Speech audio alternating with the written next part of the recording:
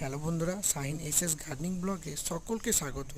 আপনাদের সামনে একটি থাইল্যান্ডে কমলালেবুর গাছ দেখতে পাচ্ছেন, যা আজকে ভিডিওর মূল আলোচ্য বিষয়। দেখতে পাচ্ছেন বন্ধুরা, কমলালেবুর গাছে অলরেডি কমলা ধরেই আছে।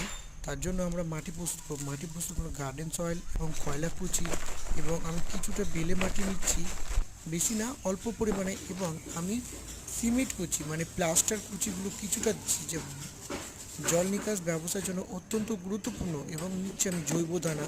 প্রত্যেকটা গাছ রোপণ পদ্ধতি আপনি জৈব দানা ইউজ করতে পারেন। তারপর আমি এক মুঠো ডিমের গুঁড়ো, এবং আমি এখানে গুঁটোকে গুঁড়ো করে পুরো মাটির সঙ্গে মিক্স করলাম, এবং তার পরবর্তীতে দিচ্ছি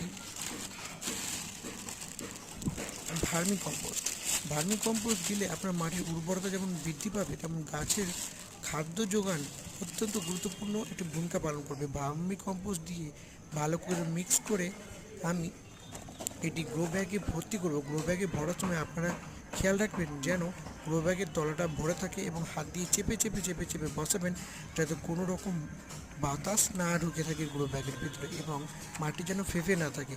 এবং পরবর্তীতে গাছ রোপণ করার পর আরেকবার টিপে টিপে বসিয়ে দেবেন, এবং যেন কোনো জায়গা ফাঁকা না থাকে তা আপনাকে লক্ষ্য রাখতে হবে। বন্ধুরা, আরেকটি জিনিস খেয়াল রাখবেন, আপনাদের কাছে যদি শিংকুচি বা হাড় গুঁড়ো থাকে দেবেন। আমি শিংকুচি দিয়েছি, হাড় গুঁড়ো আমার কাছে ছিল না বলে আমি দিইনি। শিংকুচি ক্লিপটা আমি এখানে অ্যাড